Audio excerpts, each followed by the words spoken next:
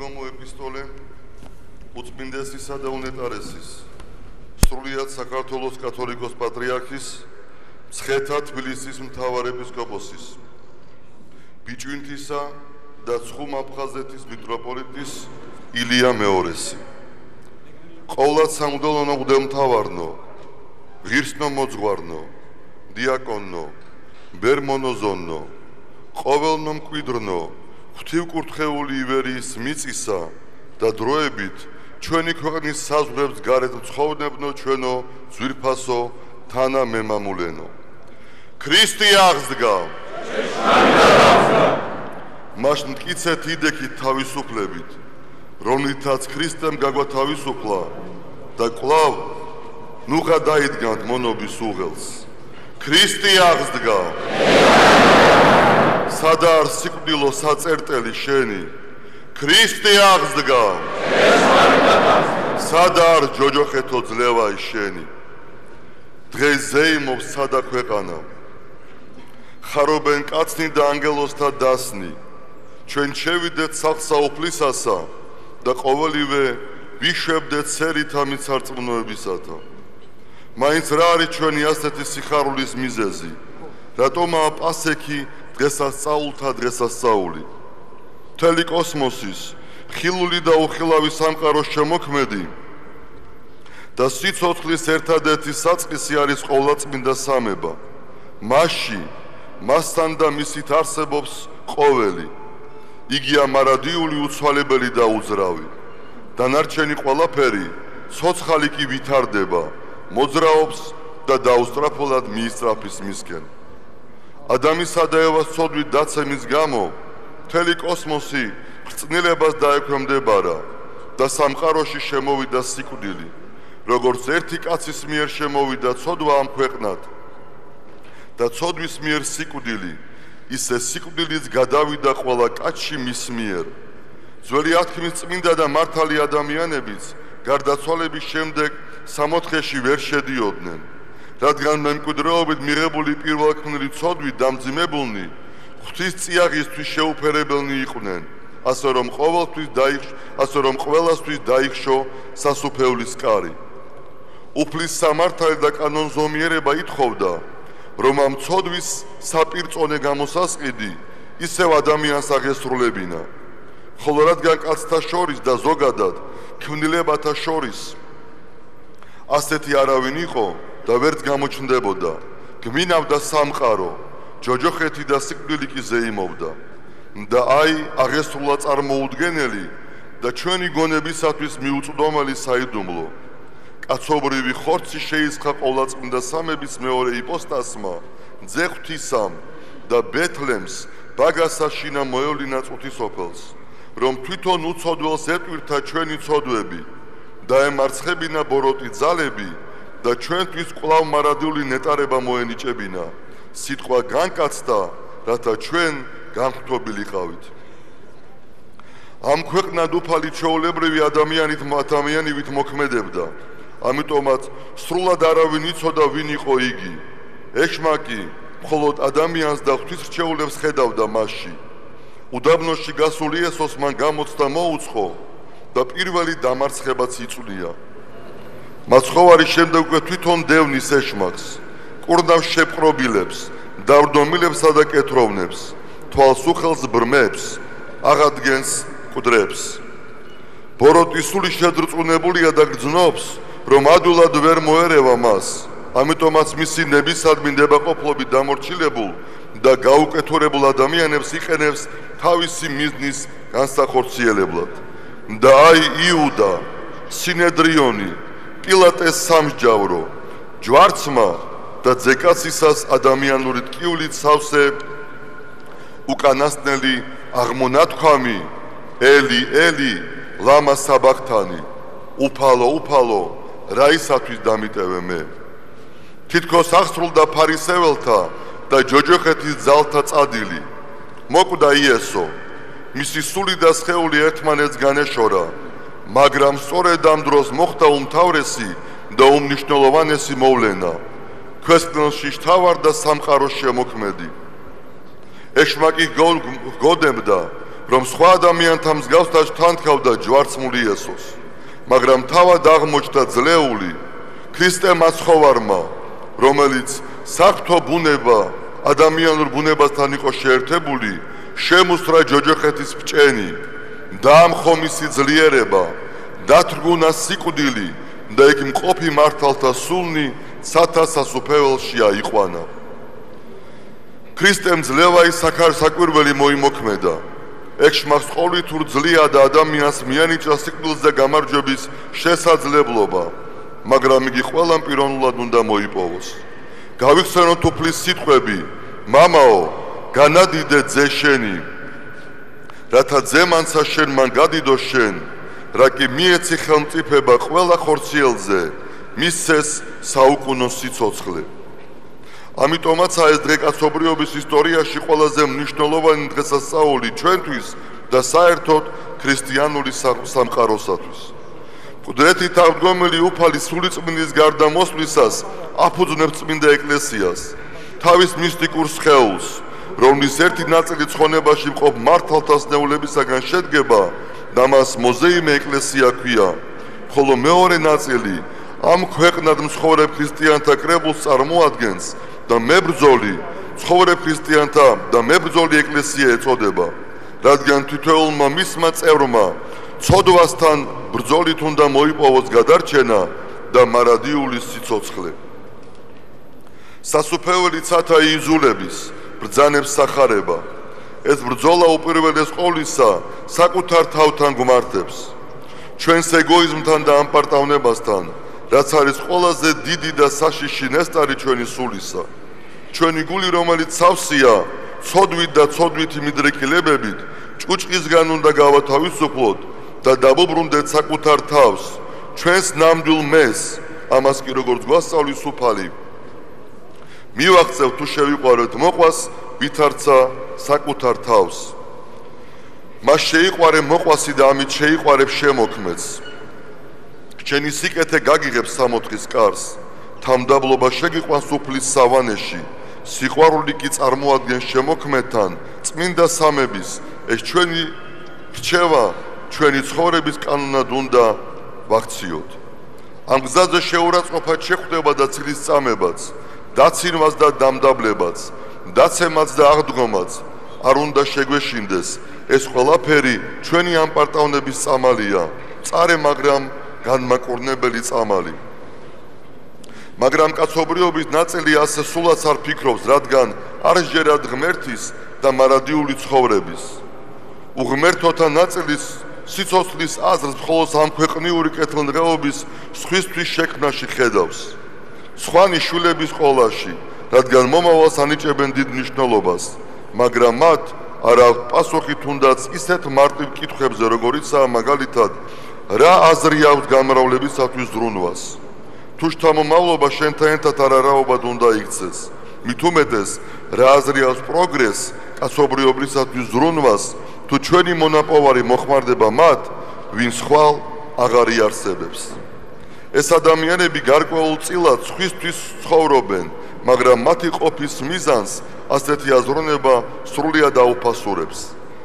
ისინი გაცილებით დასაფასებელნი არიან, ვიდრე ლოგიკურად მოაზროვნენი, რომელიც მიიჩნევა, რომ ყველაფერი უნდა გააკეთონ საკუთარი ბედნიერებისათვის და ასევე ბედნიერება დაამთავრონ ცხოვრება აქ, რადგან მათთვის იმ ქვეყნად არაფერი არ არსებობს. ეს არის ყველაზე პრიმიტიული დამოკიდებულება სიცოცხლისადმი და რაოდენ სამწუხაროა, რომ ჩვენს დროში სოფლიოში სწორედ ამგვარი განწყობისათვის ხდება ხელის შეწყობა. მინდა თქვენი ყურადღება შევაჩერო ამ მოვლენაზე, რომ უფრო ნათლად გავერკვიოთ რა ვითარებაში გვიწევს ცხოვრება. საზოგადოებრივი ყოფისადმი ახალი მიდგომა ჯერ გამოიხატა იმით, რომ შეეცადნენ ადამიანისათვის დაევიწყებინათ ცოდვის განცდა და ამოქმედა ასეთი პრინციპი: ნებისმიერი ქმედება მისაღებია, თუ იგი არ ზრუნავს სხვისი თავს, თუ იგი არ ზღუდავს სხვის თავისუფლებას. მაგალითად, სხვისი უზნეობა, თუ მე არაფერს მიშოვებს, ეს ქმედება უარყოფითი აღარ არის. და დაიწყო ამგვარი აზროვნების ყველგან დამკვიდრება, რაც არის აჯანყება ზნეობისა და ადამიანობის წინააღმდეგ. თავისუფლება და ზნეობრიობა ბუნებითია ადამიანისათვის, რომელიმე მათგანის უბულებელყოფა იწვევს პიროვნების და ასევე საზოგადოების დამახინჯებას. სეკულარიზაციის მიმდევრებმა წინ წამოწიეს და სრულ თავისუფლების იდეა, ზნეობა საერთოდ ჩამოაშორეს მას და ბოლოს უკვე ისეთი პრინციპები წამოაყენეს, რაც მსურს ყველაფერი ბუნებრივია, დასაშვები და მისაღებია. ეს ნიშნავს, რომ ბოროტებაც მისაღებია და ამაში ცუდი არაფერია. ასეთი ცხოვრების ფილოსოფია ერთ მნიშვნელობას ანიჭებს ყველა იდეასა და შეხედულებას, ღირებულებათა ყველა სისტემას და ადამიანს ნებისმიერი არჩევანის გამართლებას თავაზობს. საყოველთაო ჭეშმარიტება აღარ არსებობს. არსებობს მხოლოდ ინდივიდუალური ჭეშმარიტებები, მათ შორის კი წარმატებულია ის მიმართულება, რომელიც მხარდაჭერილია ინფორმაციული მანქანისაგან და კარგად არის რეკლამირებული. თეოლოგთა შეხედულებით ფეხს იკიდეს ვულგარული აზროვნება, რომელიც ადამიანში მხოლოდ ცხოველური ინსტინქტების წინ წამოწევას ემსახურება. ეს არის ჭეშმარიტი თავისუფლების სრული ანტიპოდი. ეს არის ცოდვის და ეშმაკის ისეთი ბატონობა, რომელიც მსგავსიც არ ახსოვს კაცთა მოდგმას. ეკლესიას, რომელიც მის წევრთა პიროვნულ ნაკლოვანებების მიუხედავად ყოვლა წმიდაა და სრულიად უცოდველი ქრისტეს მცნებისაებ, ყველა უყვარს და ცდილობს დაეხმაროს მათ, მაგრამ ეს სიყვარული სულაც არ ნიშნავს ცოდვასთან შენგუებლობას. პირიქით, ჩვენი რწმენა მოითხოვს, რომ ცოდვა მოვიძულოთ და ვებრძოლოთ მას, ხოლო ადამიანი გავაფრთხილოთ და დავიცვათ. ასეთი დაწესებულებები ბევრ ცივილიზებულ და დემოკრატიულ ქვეყანაში ჯერჯერობით აკრძალულია, ხოლო სადაც დაშვებულია, მათ კანონით მკაცრ განსაზღვრული მდებარეობა აქვს. მინდა კმაყოფილებით აღნიშნო, რომ მიუხედავად დიდი მსვლელობისა და მრავალი ხელშეწყობი ფაქტორისა, ახალგაზრდების დიდმა ნაწილმა და ჩვენმა ხალხმა გაუძლო ამ სასტურ და ზნეობისა და ტრადიციული ღირებულებების დამცველად დარჩა. ჩვენი ვალია ხელი შეუწყოთ მკიცე ოჯახებისა და ძლიერი სახელმწიფოს შექმნას. ამიტომაც ვსურს, რომ გამოთქვა ჩვენი ზოგიერთი მოსაზრება. მიუხედავად ქვეყნის გარკვეული წინსვლისა, მოსახლეობის დიდი ნაწილი სოციალურად კვლავაც დაუცველი ფენას წარმოადგენს. დაბალია ეროვნული წარმოებისა და მცირე თუ საშუალო ბიზნესის მაჩვენებელი.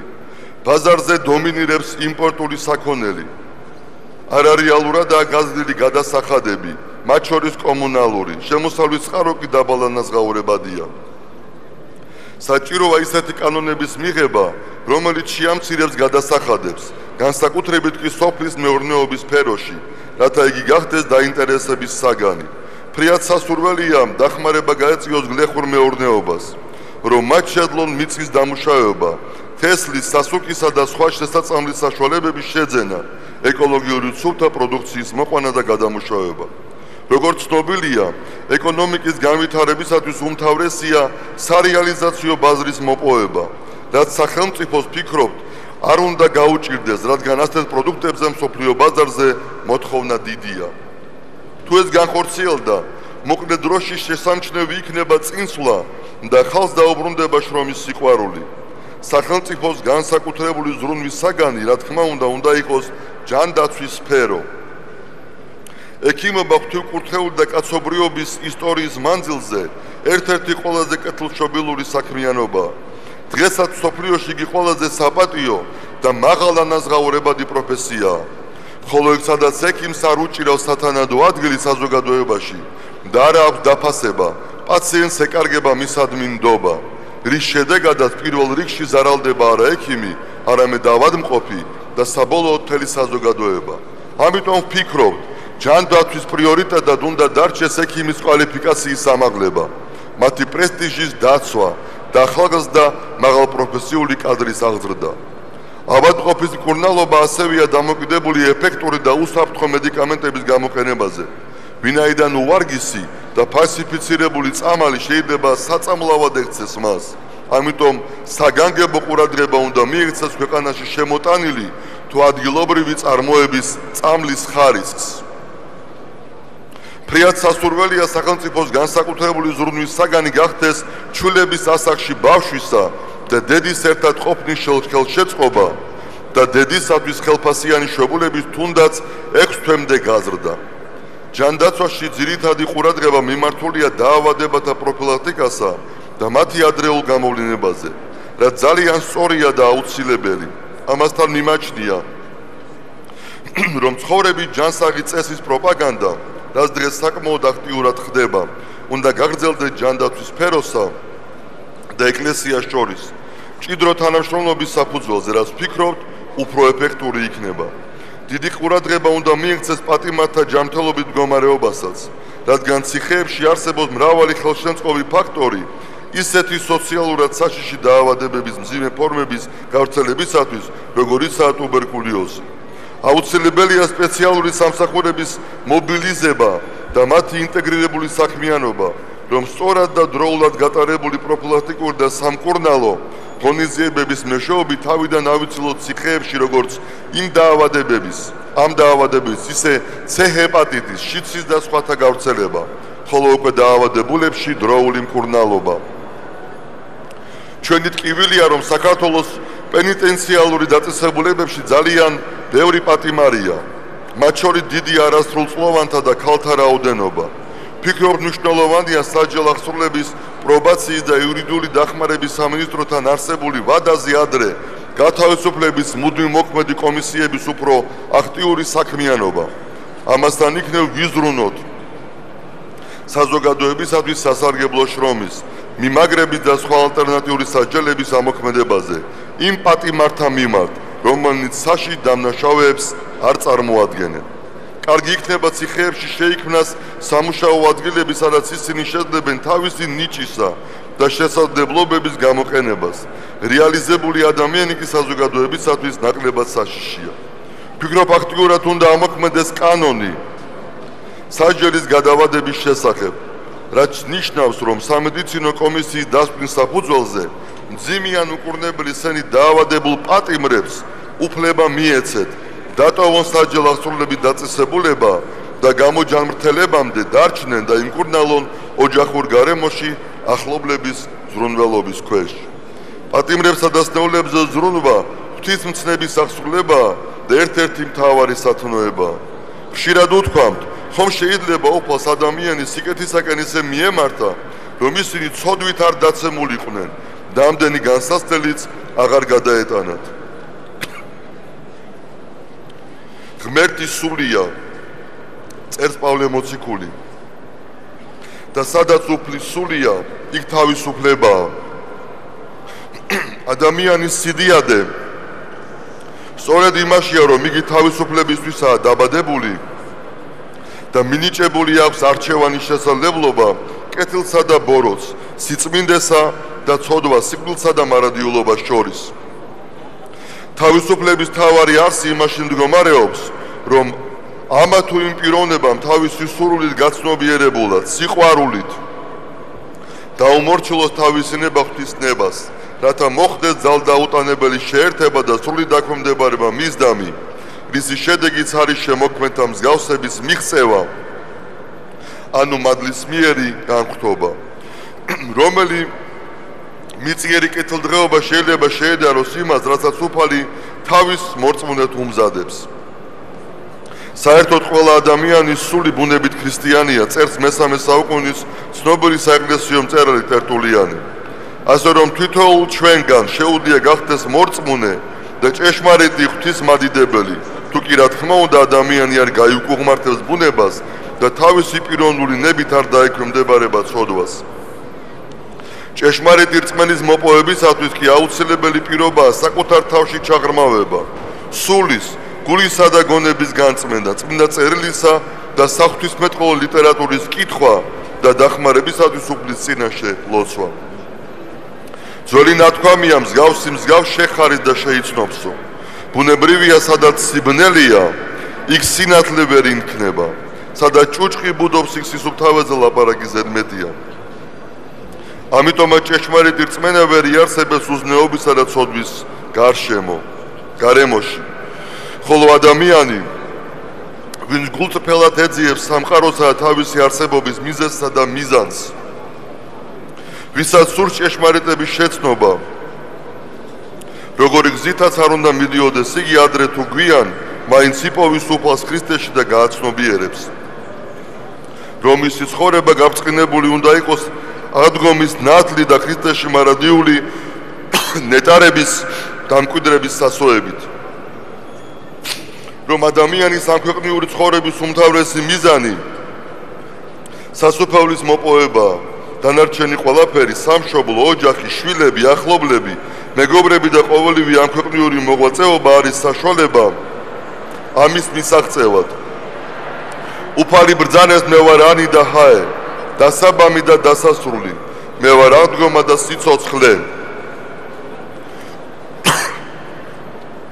ვისაც წამს ჩემი, კიდეს რომ მოკვდეს სიცოცხლებს, ჩემო სულიერო შვილებო, აფხაზნო, ოსნო, ქართველნო, უკრაინელნო, ასირიელნო, უდინნო, ბერძენო, აზერბაიჯანელნო, რუსნო, სომეხნო, ქურთნო, იეზიდნო და საქართველოს ფარგლებს გარეთ ცხოვრებნო ჩვენო საყვარელო თანამემამულენო. ჩვენ გწვამს, რომ ქრისტემ მიიღო სიკვდილი იმისთვის, რომ ჩვენში მომკვდარიყო ცოდვა. მას მოკვდეთ ცოდვისათვის, რათა ჩვენშიც გაცოცხლდეს ქრისტე. ქრისტე აღსდგა. ჭეშმარიტად აღსდგა. ილია მეორე, სრულიად საქართველოს კათოლიკოს პატრიარქი. აღდგომა ქრისტესი, თბილისი, 2012 წელი.